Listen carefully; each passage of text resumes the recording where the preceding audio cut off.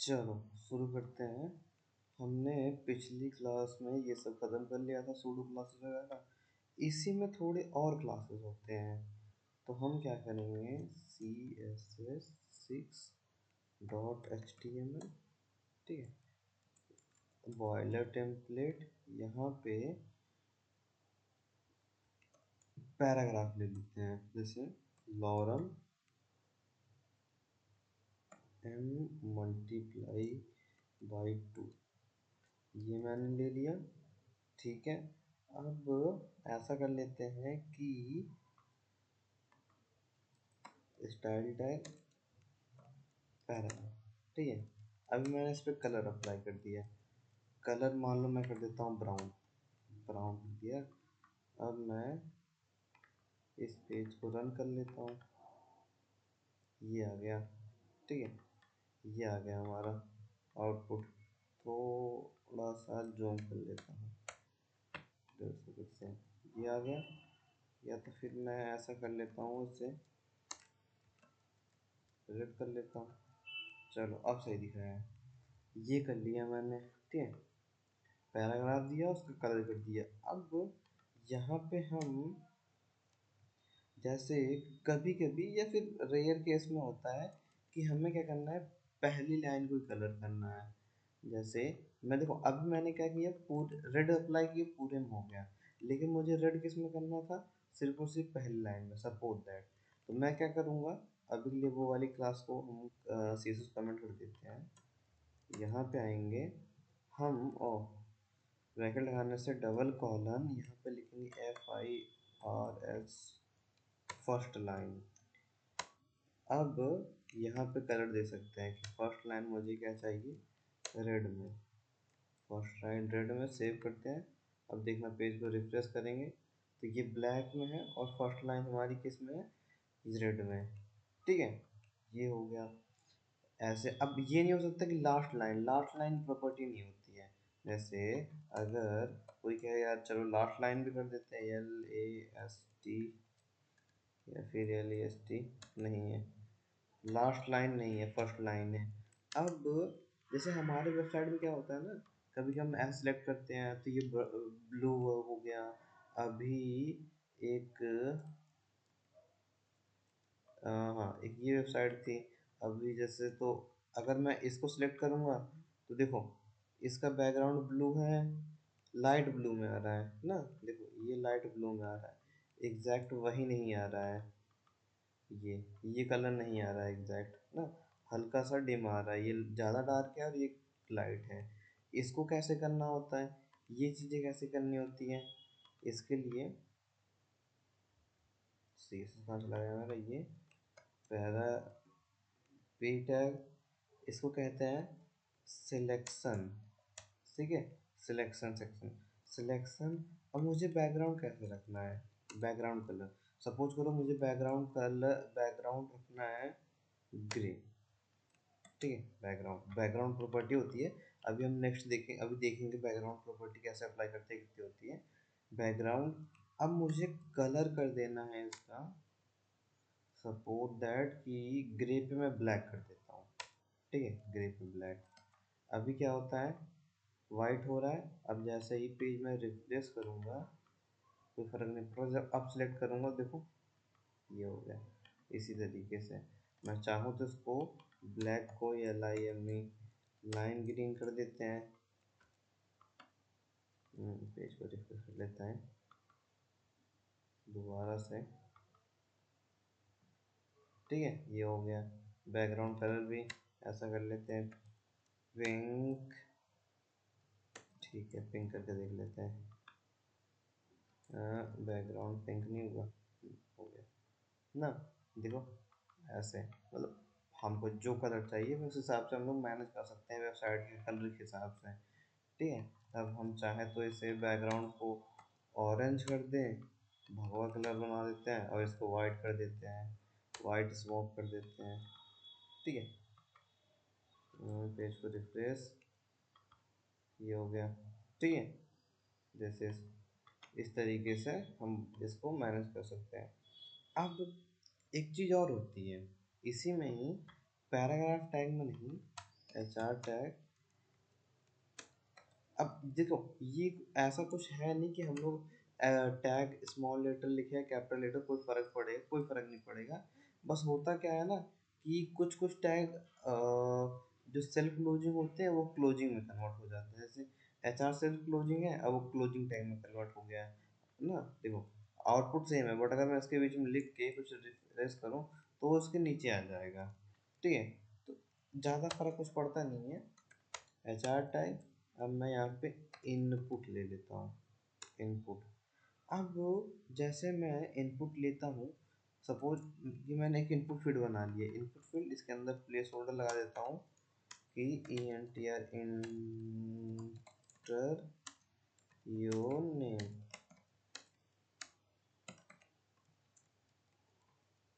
ठीक है, ये हो गया।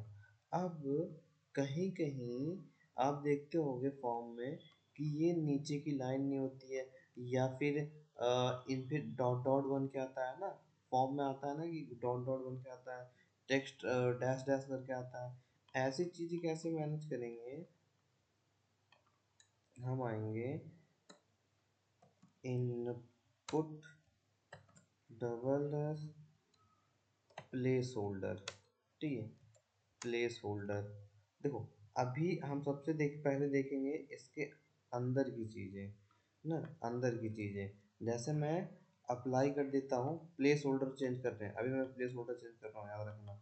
मुझे प्लेस होल्डर चाहिए कैसा? मुझे प्लेस होल्डर का कलर चाहिए ग्रीन में या ब्लू में, suppose that.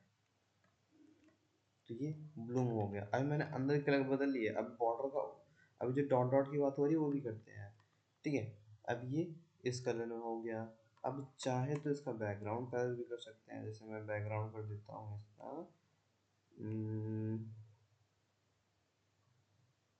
Sorry sorry, background BSC के बैकग्राउंड कलर लिखना है। बैकग्राउंड कलर मैंने एक्वा मरीन कर दिया।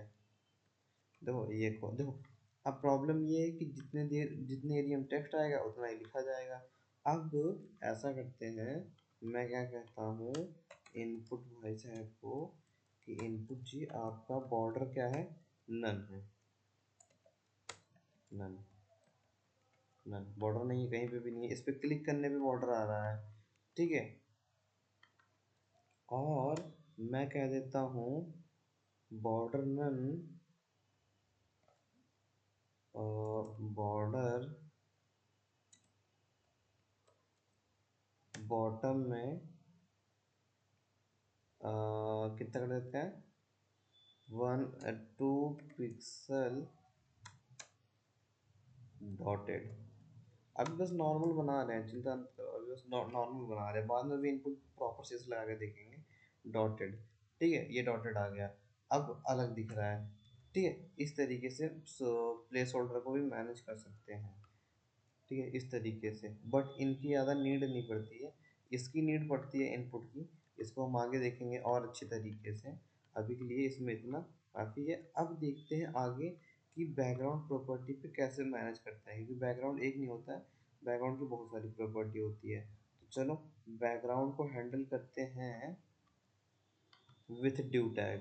तो CSS7.html,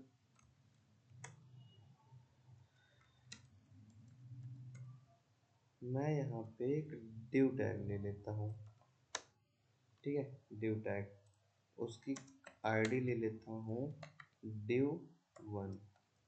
ठीक है, div1, उसके बाद स्टाइल है div1 कॉल किया मैंने। अब देखो, div को अगर देखेंगे, जैसे मैं यहाँ पे सबसे पहले बैकग्राउंड देखते हैं। बैकग्राउंड, अभी तक हम लोगों ने बैकग्राउंड कलर देखा है कि जैसे मान लो मैं कलर कर देता हूँ टोमेटो। ठीक है, टोमेटो कलर मैंने दे दिया। अब पेज को रन कर लेते हैं, 7 नंबर पेज को। देखो यहाँ पे कुछ दिख नहीं रहा है, आउटपुट इसका आउटपुट नहीं आ रहा है। तो इसके लिए क्या करेंगे? इसके लिए हम इसके पहले ड्यू टैग में हमें ये बताना होगा कि ड्यू टैग की हाइट क्या है। कि कितना एरिया हमारा कवर करेगा। जैसे मैंने कहा 400 पिक्सल दो इन्हें। फिर विड्थ की प्रॉपर्टी मैंने कहा 400 पिक्सल। अब पेज को रिफ्रेश करेंगे, देखो 400 विड्थ, ओ सॉरी हाइट, और विड्थ 400 आ गई हमारी। ठीक है, ये हो गया। बैकग्राउंड कलर लग गया है, उसके साथ आ रहा है। अब अगर हम इसमें बॉर्डर देना चाहते हैं तो बॉर्डर, ठीक है, मैंने कहा कि 10 पिक्सल सॉलिड दे दो। 10 पिक्सल सॉलिड आ गया, ज़्यादा गंदा लगने लगा है तो हम इन्हें 5 कर देंगे। ठीक है, अब प्रॉब्लम ये है कि टोमेटो सॉस ब्लैक अच्छा नहीं लग रहा है, कलर देना चाहते हैं। तो हमें पता है कि हम यहाँ पे कलर सब दे सकते हैं। जैसे मैं कर देता हूँ टी से कोई और लाइट कलर है, रेड ही कर देता हूँ। रेड नहीं, रेड नहीं, रेड नहीं, रेड नहीं, ब्लू कर देता हूँ। ठीक है, ये हो गया हमारा, ये बन गया। ठीक है, ये हो गया। अब ये तो हो गया हमारा कलर अप्लाई करना, पहला कलर हो गया। अब इसमें मल्टीपल तरीके होते हैं, जैसे मैं इसको कमेंट कर देता हूँ। ठीक है, बॉर्डर को, चलो बॉर्डर को रहने देते हैं, कलर घटाने के बाद बॉर्डर दिखेगा प्रॉपर। ठीक है, अब इसके बाद इसमें होता है BAC के एक बैकग्राउंड प्रॉपर्टी होती है।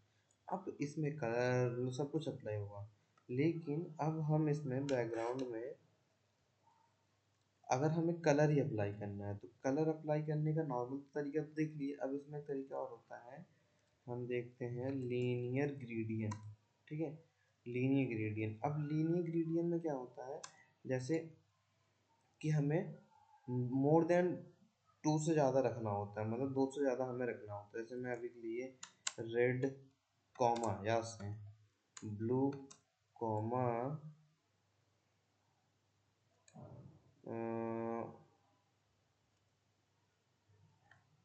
हाँ, उसके बाद GREEN green comma YELLOW yellow, ये कलर दे देता हूँ लीनियर ग्रेडियंट। तो हुआ क्या, देखो इस तरीके से कलर आ गया है ना, मल्टीपल कलर। जैसे अगर एक साथ ही हमें मल्टीपल कलर यूज करना हुआ तो ये हुआ। बट अब प्रॉब्लम ये है ना कि ये ज़्यादा ही डार्क में आ गए हैं। ठीक है, ज़्यादा ही, मतलब अब एकदम गंदा लग रहा है देखने में, एक साथ सारे कलर आ गए हैं। तो अब हम इसे इसकी कलर की थिकनेस कम करेंगे। तो उसके लिए या तो हमें कलर कोड पता होना चाहिए। ठीक है, कलर कोड ना, या तो फिर हम अगर VS कोड यूज़ कर रहे हैं, किसी भी कलर पे क्लिक करेंगे तो हमें यहाँ से जो भी कलर चाहिए, मतलब मुझे अगर जैसा भी कलर चाहिए, मैं जैसे मैं कहता हूँ ये दे दो मुझे, जैसे ये रेड है, मैं रेड में चला गया, मैं कहता हूँ ये वाला रेड दे दो, ये वाला। देखो यहाँ पे कुछ चेंज, पॉइंट नंबर बदल गए हैं, ये नंबर आ गए हैं। अब मैं रिफ्रेश करूँगा पेज को तो देखो ऊपर कलर चेंज हो गया ना। अब कंट्रोल जेड कर देता हूँ, फिर से सेव करता हूँ, अब रन करने, अब रिफ्रेश करता हूँ, देखो रेड आ गया। तो या तो हमें ये पता होना चाहिए, या तो फिर देखो मैं एक तरीका बताता हूँ। अगर एक दो कलर है तो ठीक है, अगर किसी ने तुमको बता दिया तो भी ठीक है। जैसे अब नहीं समझ में आया तो मैं बैकग्राउंड, जहाँ हम समझना बैकग्राउंड, एक वेबसाइट बताऊंगा, लीनियर ग्रेडियंट। अब करना नहीं है, यहाँ पे COLO कलर स्पेस, ठीक है, कलर स्पेस नाम की एक वेबसाइट आती है। ठीक है, तो हमको बस क्या सर्च करना है, यहाँ पे कलर स्पेस, ऊपर मैंने कलर स्पेस सर्च किया है, और एक वेबसाइट आएगी कलर माई कलर डॉट स्पेस। ठीक है, यहाँ से ये देख लेना। हम इस पर जैसे ही क्लिक करेंगे एक वेबसाइट ओपन हो जाएगी। देखो यहाँ पे हमें क्लियर समझ, बहुत सारे कलर्स आ रहे हैं। ठीक है, बहुत सारे कलर्स आ रहे हैं, और ये पूरा का पूरा हमें कलर कोड से साथ के पूरा पूरा टैग दे देता है। तो जैसे मुझे कितने कलर चाहिए, एक सिंगल कलर चाहिए तो ये हुआ, मुझे ग्रेडियंट कलर चाहिए ना, जैसे ग्रेडियंट कलर चाहिए, लीनियर ग्रेडियंट चाहिए तो ये हो गया। अब देखो यहाँ पे एक चीज़ और भी है, टू राइट टॉप, मतलब राइट में, सॉरी, राइट में टॉप में अप्लाई होगा, कौन सी, ये प्रॉपर्टी। अब अगर हम इसे टॉप राइट की जगह बॉटम कर देते हैं तो बॉटम ओ सॉरी, राइट की जगह नहीं, सॉरी, राइट की जगह नहीं, टॉप की जगह बॉटम कर देते हैं तो राइट बॉटम, और लेफ्ट कर देते हैं तो लेफ्ट टॉप या लेफ्ट बॉटम, ऐसा हो जाएगा। या तो फिर हम राइट को हटा देते हैं, टॉप भी लिख देंगे, तो टॉप में अप्लाई होगा, तो यहाँ पे अपने आप कलर बदल चेंज मिलेंगे। और अगर हम पोजीशन चेंज करना चाहें तो देखो यहाँ पे आइकन्स आ रहे हैं, जैसे मुझे क्या करना है, मुझे इसे इधर कर देना है, मैंने ये वाला सेक्शन इधर लाना चाहा, जनरेट किया मैं, देखो इधर आ गया, ठीक है, इस तरीके से। अब मैं थोड़ा सा चाहता हूँ कि चलो मैं ऐसा कर देता हूँ, एक को मैं ग्रीन ले लेता हूँ, ठीक है, और दूसरे को मैं ऑरेंज लेना चाहूँगा थोड़ा सा, ठीक है, जनरेट किया। नहीं, पता नहीं आ रहा उतना, ठीक है, ये सही लग रहा है। अब थोड़ा सा अगर मैं चेंज करना चाहूँ टॉप में, या फिर ये वाला सेक्शन नीचे, देखो लेफ्ट टॉप, अब मैं क्या करूँगा, लेफ्ट बॉटम आ जाएगा, लेफ्ट बॉटम, ये कलर हो गया। अब कुछ करना नहीं है, ध्यान से देखो, चाहो तो यहाँ से एक एक प्रॉपर्टी हैज कोड उठा लो, या देखो मैं अगर हैज कोड ही उठा लेता हूँ तो क्या होता है, अगर मैं हैज ही कोड उठा, अरे इतना ही कोड,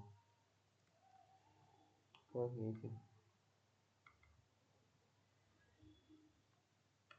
चलो अभी पूरा कोड उठा लेते हैं, यहाँ आते हैं, इसको हटा के ये लिखा मैंने और ये वाला कमेंट कर देते हैं, ठीक है। अब मैं रिफ्रेश करता हूँ इसे, देखो ये कलर बन के आ गया, सेम टू सेम वही होगा, ये और ये सेम टू सेम है। अब मैं अगर इसे कह देता हूँ ये टॉप लेफ्ट और बॉटम हटा दो, तो ये नॉर्मल ही आएगा हमारा, तीन कलर एक साथ आएगा ग्रेडियंट में, एक दो तीन ना, मतलब टॉप टू बॉटम इस तरीके से आएगा। अब एक चीज़ और होती है इसमें, RGB ही कलर, लेकिन आप चाहो तो RGB कलर यूज करो, चाहे ये यूज करो, बट RGB में अब हमें वही बात है कि हमें कलर कोड फिर से ढूंढना पड़ेगा। जैसे एक तरीका होता है, तरीका क्या मैं आपको बता रहा हूँ, बस कुछ करना नहीं है, अगर बी आर टैग लगाता हूँ, input type equal to colour, ठीक है, सबको पता होगा, ये पढ़ा रखा है मैंने। अब यहाँ पे जाओ, यहाँ पे क्लिक करो, देखो, तो हमें अगर जो भी कलर चाहिए, जैसे मुझे चाहिए ब्लू चाहिए, तो ब्लू कितना चाहिए मुझे, जो भी चाहिए यहाँ से सिलेक्ट कर लेता हूँ कि मुझे ये वाला ब्लू चाहिए, तो यहाँ पे क्या लिखा आ रहा है, RGB। अब मुझे किस में चाहिए, मुझे जैसे मुझे हेक्सा कलर में चाहिए, क्योंकि देखो हेक्सा कलर बस जैसे कॉपी कर लेना है। अब देखो हेक्सा कलर क्या होता है, जो हैच के साथ आएगा, जो यहाँ पे लगा हुआ है, इसको भी कमेंट कर देते हैं। चाहे तो हम लोग background linear linear gradient RGB,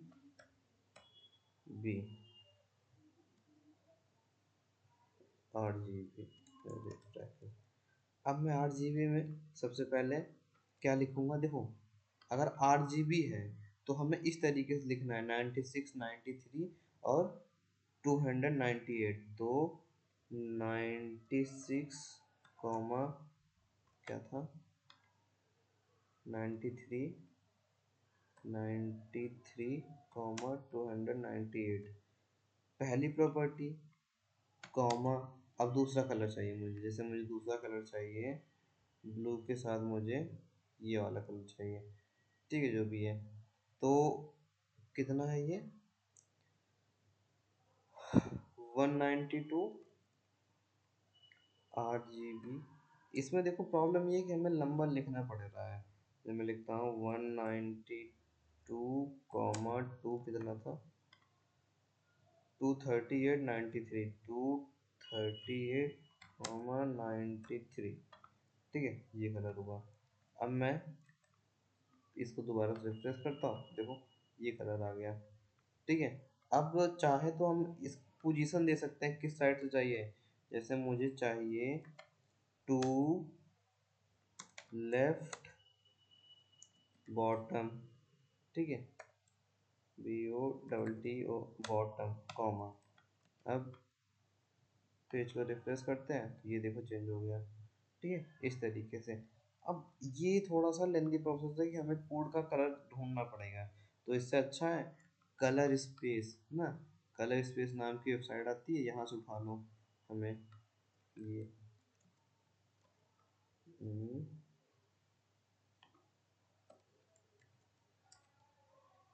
देखो मैं ये, ठीक है, कलर स्पेस माई कलर स्पेस पे जाओगे तो ऐसा मिल जाएगा हमें, ज़्यादा कलर को ढूंढने की जरूरत नहीं है। ठीक है, बहुत सारी चीज़ें शॉर्ट में रखोगे तो और बढ़िया रहेगा।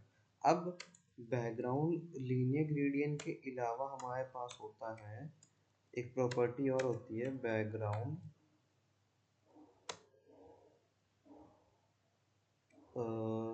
लीनियर ग्रेडियंट, उसके बाद आता है रेडियल ग्रेडियंट होता है। ठीक है, अब इसमें भी सेम टू सेम वही है कि कलर लगा सकते हैं, बल यहाँ भी कलर पास कर सकते हैं, बट ये क्या है सर्कल में बनाता है चीज़ें, सर्कल में। ठीक है, सर्कल में। अब अगर मुझे चाहिए ये वाला जो अभी हम कॉपी किए थे कोड, तो कलर स्पेस से, अब वो भी अगर यहाँ पे अप्लाई करेंगे, कमेंट करके नया ले लेते हैं, पेस्ट करेंगे, तो अब देखो इसमें ये हमें हटाना पड़ेगा, क्योंकि यहाँ पे टॉप बॉटम इन सबसे कुछ लेना देना है नहीं हमें, बस कलर से ही लेना देना है। ये आ गया। ठीक है, इस तरीके से हम कलर अप्लाई कर सकते हैं। अगर सर्कल में कोई चीज़ चाहिए कि हम सर्कल में मल्टीपल कलर दिखाएं, तो रेडियन, और अगर रो वाइज कॉलम वाइज या लेफ्ट राइट टॉप, इस तरीके से हम ग्रेडियंट लीनियर ग्रेडियंट का यूज़ करते हैं। मोर देन केस में हमें लीनियर ही यूज़ करना मिलेगा, ये तो बहुत रेयर केस हुआ, तो आज के टाइम पे तो बहुत कम ही मिलता है। मैंने ही बहुत कम जगहों पे अप्लाई किया, बहुत कम क्या कि एक ही दो जगह अप्लाई किया है अभी तक। इसके बाद चलो,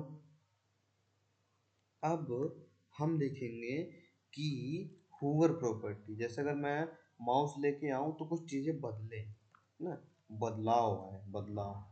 तो अब उसके लिए CLA CSS8.html। अब सॉरी सॉरी सॉरी सॉरी, एक चीज़ अभी मैंने छोड़ दी यहाँ पे। मैंने क्या छोड़ दिया, BR टैग, ड्यू टैग ले लेता हूँ। देखो मैंने यहाँ पे क्लास ले लेता हूँ यहाँ पे। अब क्लास में ड्यू टू लिख देता हूँ।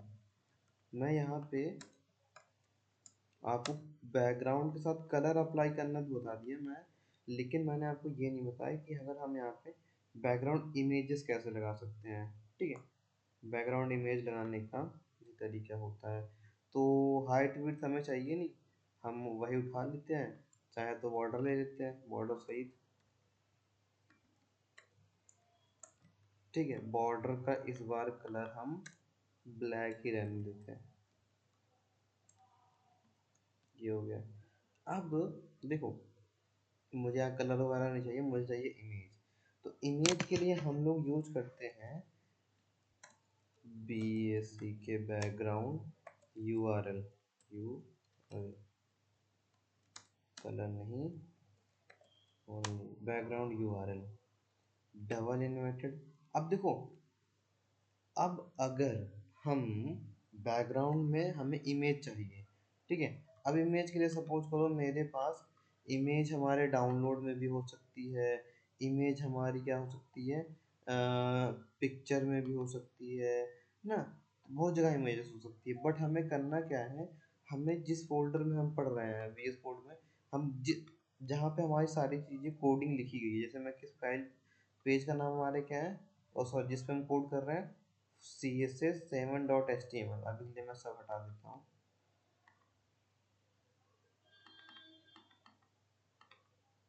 8 को मैंने हटा दिया, 7 पे हूँ।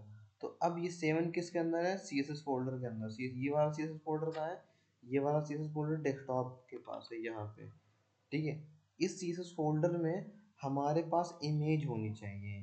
तो या तो आप ऑनलाइन इमेज डाउनलोड कर लो, या तो आपके पास पहले से ही इमेज है तो अच्छी बात है ना।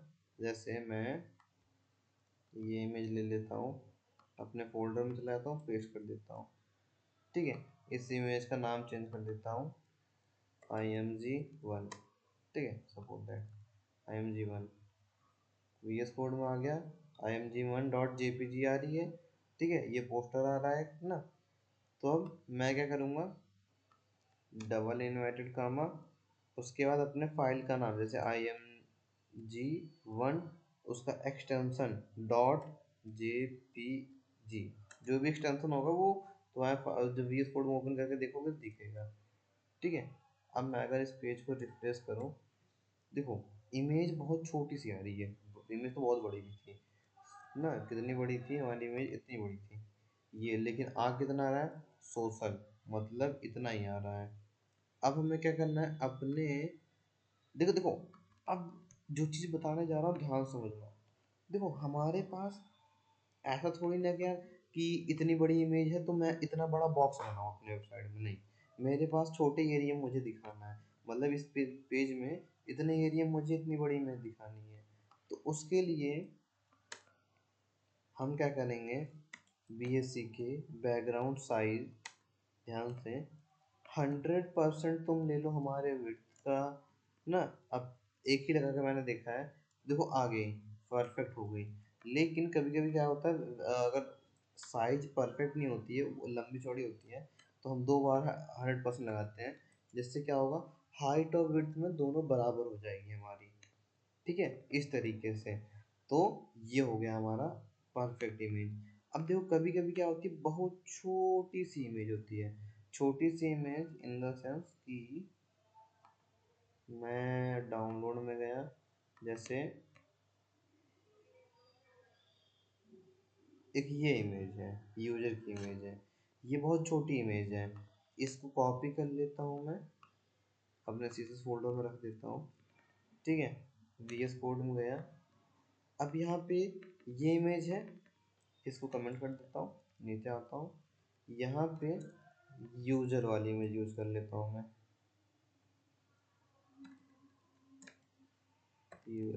user.png। अब ये PNG फॉर्मेट में है।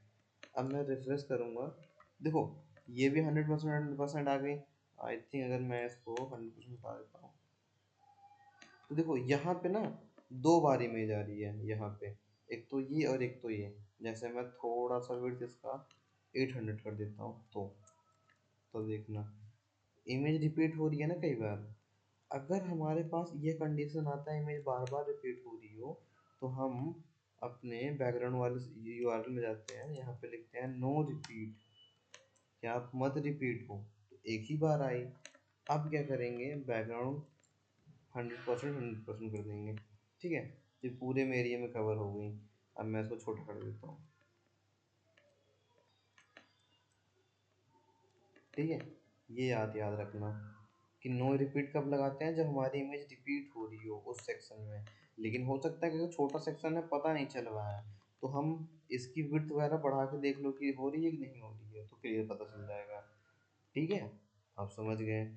अब इसके बाद ध्यान समझ लेना, इसके बाद अब हम देखेंगे, हमने क्या बोला था, होवर प्रॉपर्टी, कि अब तक तो हमने ये देख लिया डिब्बा बनाओ उसके अंदर कुछ भी कर सकते हैं, लेकिन ड्यू टैग क्लास ले लिया मैंने, मैंने ले लिया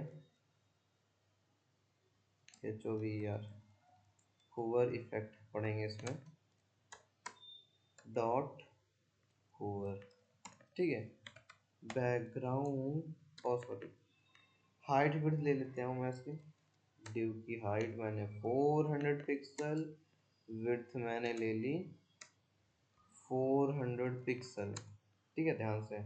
अब मैं क्या करूँगा, इसका बैकग्राउंड, मैं देखो बैकग्राउंड लिखता हूँ orange red, diode colour apply कर दी मैंने। पेज को रिफ्रेश रन भी कर लेते हैं, 8 को, रेड आ गया हमारा। अब मैं चाहता हूँ जैसे मैं इस पर माउस को लेके आऊँ तो ये ग्रीन हो जाए, तो उसके लिए क्या करना होगा मुझे, फिर से मैं रिटर्न आ गया अपने कोड पे, मैं कहूँगा डॉट हूवर पे कॉलन HOVR, हूवर अप्लाई करो। अब देखो ये हूवर अलग है, डॉट हूवर अलग है, हूवर प्रॉपर्टी अलग है। लेकिन चलो मैं एक चीज यहाँ पे और लगा देता हूँ, ID यहाँ पे लिख देता हूँ div। अब div1 लिख देता हूँ, तो अगर div भी है हमारा तो हम इस पे div1, ठीक है, हैज div1 पे जब हूवर करें तो इसका बैकग्राउंड कलर ग्रीन येलो कर देता हूँ, ठीक है ये, ठीक है। माउस लेके आ रहा हूँ, चेंज हो रहा है। लेकिन अब एक चीज देख रहे होगे कि माउस जब मैं लेके आ रहा हूँ तो माउस का आइकन अभी भी तीर जैसा बना हुआ है। अब इसका तुम्हें हाथ वाला आइकन चाहिए तो हम इसे कहेंगे CUR कर्सर पॉइंटर, ठीक है, कर्सर पॉइंटर। अब रिफ्रेश करूंगा, अब देखो हाथ का आइकन आ गया ना, हाथ का आइकन आ गया। ये हो गया हमारा हूवर इफेक्ट, ठीक है। इसे कहते हैं हूवर इफेक्ट लगाना, इस तरीके से। याद रखना हूवर इफेक्ट हमें कहीं लगाना हुआ तो इस तरीके से हूवर इफेक्ट लगा सकते हैं, ठीक। अब देखो आज के लिए इतना काफ़ी है। कल हम बनाएंगे एक नैवबार, ठीक है, नैवबार बनाएंगे। जैसे मतलब होम अबाउट हो, तो मैं बता रहा हूँ कैसे कैसे कैसे कैसे। जैसे ये नैवबार नहीं आता है ऊपर यहाँ पे, ठीक है, इस पे अब इस मोर पे क्लिक कर रहा हूँ तो ये फिल्टर, ये सारी चीज़ें आ रही है। तो ऐसा एकदम बेसिक सा बनाएंगे, आप लोग ट्राई करिएगा कि कैसे बनाते हैं। मैं तुमको थोड़ा थोड़ा हेल्प कर देता हूँ। ULLI टैग का यूज़ करेंगे, ओवर इफेक्ट भी लगाएंगे, बैकग्राउंड कलर वगैरह भी लगाएंगे, ठीक है, ये सारी प्रॉपर्टी लगाएंगे। अब देखो कौन बना सकता है, ट्राई करना। बस बाकी बात कल, आज के लिए इतना काफ़ी है, ठीक है। अगर कोई भी क्वेश्चन हो पूछना ज़रूर, ओके।